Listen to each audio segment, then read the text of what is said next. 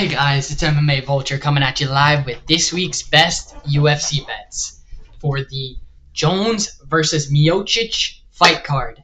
And let's go ahead and jump right into it with my lock of the week being Charles Oliveira. I have Charles Oliveira over Michael Chandler. I think Charles Oliveira is the better all-around fighter. I mean, you have Michael Chandler, who hasn't even been in the ring in a year plus. I mean, he's been chasing this fight with Conor McGregor for God knows how long and hasn't been active, hasn't been fighting anybody. And then you have, on the other side, you have Charles Oliveira, who's been fighting the best of the best in Arman Tsarukyan. You have other top fighters that he's fought as of recently and look good. He fought Islam. He's been up there with the top ranked fighters and has been putting on a show every single time he comes out. It's not like he's going out there and getting absolutely mauled. No, he's putting up a great fight in which you have somebody like Michael Chandler coming off of a year plus of inactivity, having that ring rust. I just don't see him being able to beat Charles Oliveira. I think Michael Chandler is coming to the later end of his career. I don't see him being able to beat Charles Oliveira. Michael Chandler talks about him being in the best shape of his life, but yet goes on an interview, says he struggled to make 155 because he was previously coming into that Conor McGregor fight trying to fight at 170. So completely different. And in this fight, he's coming in at 155. He's even said it himself. He's struggling to make that 155. He doesn't really enjoy it as much, but still coming in, trying to fight Charles Oliveira so he can get to that title shot, in which I don't believe he's going to get. I think Charles Oliveira is a lot better of a striker. I think that in terms of grappling, he's even better in terms of grappling for sure. He's a lot more dangerous of a submission artist. He's got the knockout power. Michael Chandler thrives in a brawl. He likes a chaotic fight.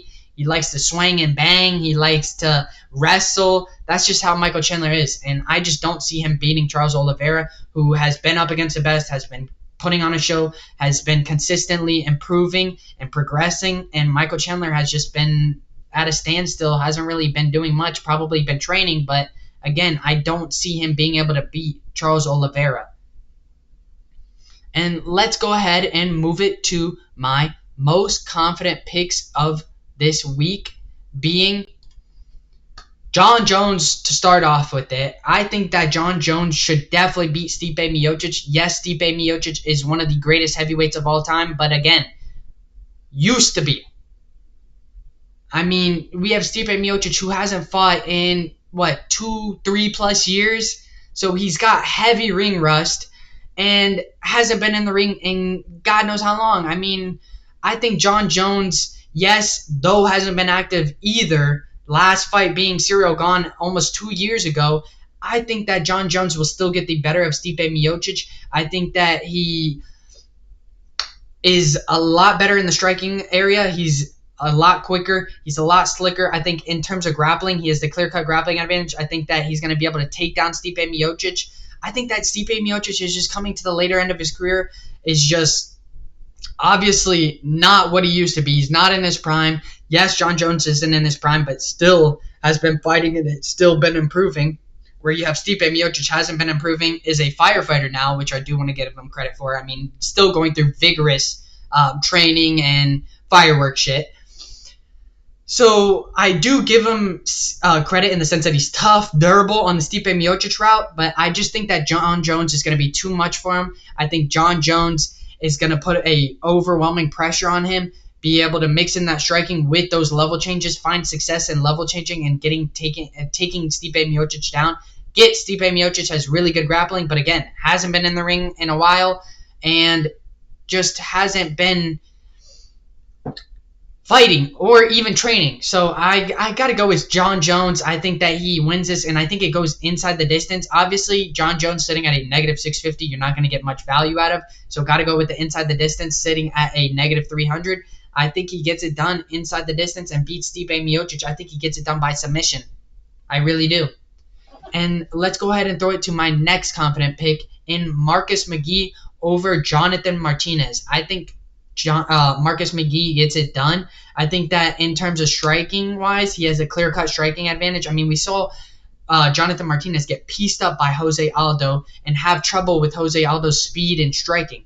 I think Marcus McGee has just as good of striking, if not better. Not only that, he has the knockout power that Jose Aldo doesn't really have.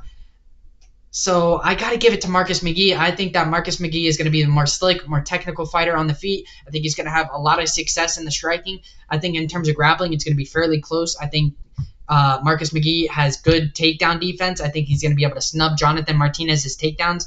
I do feel as though he's going to be able to maintain that distance, keep Jonathan Martinez at bay, outstrike him, and land that knockout shot. Give me Marcus McGee to beat Jonathan Martinez, sitting at a negative 130. And the KO actually sitting at a plus 230. And let's go ahead and look at that odd right now. I really feel as though Marcus McGee can definitely find that knockout shot on Martinez. And my next confident pick is Oban Elliott over Basail Hafez. I think Oban Elliott is a lot more technical of a striker. Basail Hafez is a powerhouse that thrives in a brawl. He's a very chaotic fighter, to say the least. I mean, Basail Hafez throws looping shots, overextends. There's a lot of things that he does that isn't going to work for him in this fight against Oban Elliott, who's just too calm, too calculated, too patient of a fighter. And that's going to do him wonders here against Basail Hafez, who is just chaotic and thrives in a brawl.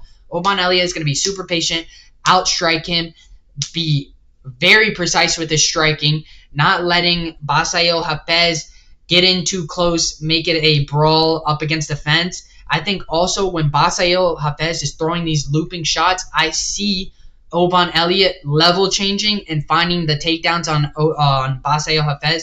Yes, Basail Hafez is going to be the stronger fighter. He's going to be a lot tougher, but I think Oban Elliott is just as tough. Yes, he's not going to be as strong, but he makes up for it in skill and fight IQ. So give me Oban Elliott to beat Basail Hafez. And my next confident pick I have is Mauricio Rufy over James Lontop. And I really feel as though this is a kind of set up fight, kind of like the previous fight where we saw Neil Magny and Carlos Prates. I think that Mauricio Rufy is going to absolutely obliterate James Lontop. I think he's going to absolutely fucking destroy him. I mean, Mauricio Rufy is super precise, has devastating knockout power. He is a insane striker. I mean, dude, Mauricio Rufy reminds me just like Carlos Prates. He's inside the fighting nerds. He's got devastating knockout power. He's really good striker. He's got good takedown defense. He's a very well-rounded fighter in which you're going up against James Lontop, who is very mediocre, has beaten a couple guys, but they're very mid, is what I'm trying to say. I just really feel as though that this fight is a setup in which Mauricio Rufy is going to absolutely dominate, land a precise left hand, and knock him the fuck out. I think Rufy inside the distance is the call. Obviously, Rufy negative 800. You're not gonna get any value in the money line. So I went with inside the distance at negative 200. Also, I really like the under 2.5 in this fight, sitting at a negative 170. I think that those are great odds, and I think that they're very confident picks because I think that this fight ends early, and I think Mauricio Rufy is the obvious pick here, in which he's just all around better fighter than James Lontop, who is just a very mediocre fighter. And let's go ahead and throw it to my underdog picks of this week in Renato Diniz versus Marcin Tybura. I have Renato Diniz at plus 125. I think he gets it done against Marcin Tybura. If you guys remember his last fight against Carl Williams has a similar style to Marcin Tybura, who they're both kind of a very pressure-heavy wrestler, is what I'm trying to say. I think Renato Diniz is going to be able to snub Marcin Tybura's takedowns because of the fact that he doesn't bring a great striking threat. I think that he's kind of clunky and awkward on the feet at times, in which I think Renato Diniz is a lot more technical, a lot more precise of a striker than Marcin Tybura. I think he's going to have the striking advantage. I think he's also going to have the speed advantage. I think in terms of grappling, it's going to be fairly close. I think Tybura has the grappling advantage, but I think Renato Diniz is going to be able to be able to snub Marcin Tybura's takedowns and maybe even find some himself. But I really feel as though Renato Diniz needs to keep this up on the feet, maintain that distance, land some nice strikes on Marcin Tybura, pick him apart, overwhelm him, and find that knockout shot. I really feel as though that's how Diniz wins this because he has really good takedown defense. Yes, he got taken down a couple of times by Carl Williams, but he did a great job of getting back to his feet. I think Renato Diniz is going to be able to do outstrike, overwhelm, and find success against Marcin Tybura. I really do. Then we got the next underdog pick in Eduardo Mora. And the reason why I brought this one up second is because I'm very, very high on this underdog. I think this is the underdog lock of the week. I think Eduardo Mora is a great, great fighter. I get she's coming off of the loss to Denise Gomez, where she didn't look the best. Obviously, she had her moments. She had great moments in that fight. But I do want to mention this. That was at 115, which isn't her natural weight class. Many of you may not know. That is not her natural weight class. 125 is her natural weight class. That's what she was fighting previously before the UFC and every single fight. So that is what she's more natural at. And that's her natural weight class is what I'm trying to say. Now she's coming up to 125 against Veronica Hardy. And Veronica Hardy is a good fighter that is kind of trying to find her ground as of lately. And I think this is a perfect fight where we got two people where Eduardo Mora is coming off of that loss and is a very highly touted prospect in which I think that she can get it done here. I think that she's a very good striker with quick, clean combinations, with snappy kicks and quick hands. Not only that, she's a very good grappler. So she's a very well-rounded fighter with a check all the boxes type of style. Like, she's very, very good is what I'm trying to say. This is her natural weight class. I think it's going to do her wonders. I think the extra 10 pounds is going to be very good in the sense that she's going to be stronger. She's going to be a lot harder to take down. She's going to feel a lot better and more like herself. I think we're going to get a new 2.0 Eduardo Mora where she's going to look insane and a lot better of a fighter. This is her natural weight class, and I'm excited for her in this fight.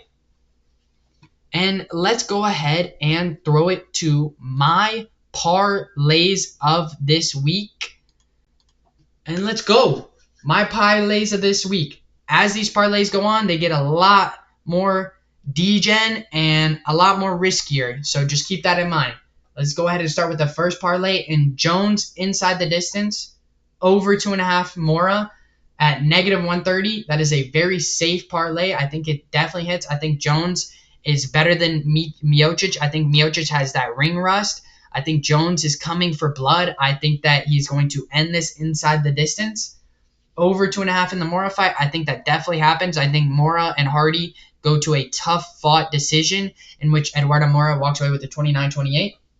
Then we have the next parlay in Corinne Silva money line and over 2.5 in the Mora again. I think Corinne Silva has the clear-cut grappling advantage over Vivian Araujo. In terms of striking, it's going to be close, but I think Corinne Silva is still better in terms of footwork, and in terms of striking-wise, she's very good at entering and exiting the pocket, so give me Corinne Silva. Then we have the next parlay in Oliveira moneyline, Elliott moneyline, sitting at a -105, and I think that's a safe parlay as well. Oliveira being my lock of the week against Michael Chandler, who hasn't been in the ring, just like Stipe Miocic for a while, has that ring rust. Then we have Elliott moneyline, in which he's going up against Basael Hafez, who is very wild, chaotic, and just the complete opposite of Oban Elliott, who's very calm, calculated, and patient. I think he gets it done there. Then we have Jones inside the distance, Ruffy inside the distance at +101. I think it's great odds there, getting plus money on Jones inside the distance. I think he gets it done versus Stipe Miocic. Then we have the setup fight in Rufi versus James Longtop, in which I think he absolutely destroys him. Nothing needs to be said on that one. Oliveira moneyline, Ruffy inside the distance at +108. I think that that's also a very good plus money parlay. If you don't feel comfortable going with the Jones inside the distance, maybe you feel more comfortable going with the Oliveira moneyline, get a little bit better of odds. Then we have Elliott moneyline, McGee moneyline at +145 money. I think that it's great odds. I think Elliott, like I said, is a lot more patient, calculated, the complete opposite of Basayo Hafez. Then we have Marcus McGee, who I'm telling you is going to land that knockout shot. He's a lot quicker than Jonathan Martinez, who struggles on the feet in the striking department, as we saw against him and Jose Aldo. And the next parlay we have is Mora moneyline under 2.5 in the roughy, sitting at a plus 256. I think this is a very, very live parlay to hit. I think Mora gets it done over Veronica Hardy. I think this is her natural weight class. I think that this is going to do her wonders. This was a great business move in which I think Mora wins it. Under 2.5 in the Ruffy fight, like I said, I think it's a setup fight where Ruffy is going to absolutely fucking obliterate this guy. Then we have Mora moneyline and Denise moneyline at plus 402. That is the underdog parlay of the week, in which I think they both hit. I think Denise lands a knockout shot on, oh my gosh, on Tibura. I think that it's going to be very, very good battle between these two, in which Hanato Denise has versed somebody with a similar fight style in Carl Williams. I think he gets it done. I think he dogs a Marcin Tibura and finds that knockout shot. Then we have Mora, who I said is a lot better than Veronica Hardy. I think this move up in weight class to her natural weight class where she was previously before the UFC is going to do her wonders, and I think she beats the shit out of Veronica Hardy. I think it's going to be close, but I think she really gets it done. Then we have the next parlay in Elliott moneyline, McGee moneyline, Oliveira moneyline, and under 2.5 in the roughy at plus 444. Obviously, it's a very risky parlay, but I think it's very live as well. Then we have Elliott moneyline, McGee moneyline, Oliveira moneyline, Ruffy inside the distance, Jones inside the distance at plus 580. D-Gen parlay, but that is every single pick that I am confident in this week. My lock of the week, my 4 confident picks, and I really feel as though that it's super live to hit. Then we have the next parlay in Oliveira moneyline, under 2.5 in the roughy, McGee by knockout at plus 632. That is the D-Gen prop. I really feel as though McGee finds that knockout on Jonathan Martinez. We've seen Jonathan Martinez struggle with the speed of Jose Aldo, and I think Marcus McGee is a little bit quicker and definitely more explosive than Jose Aldo.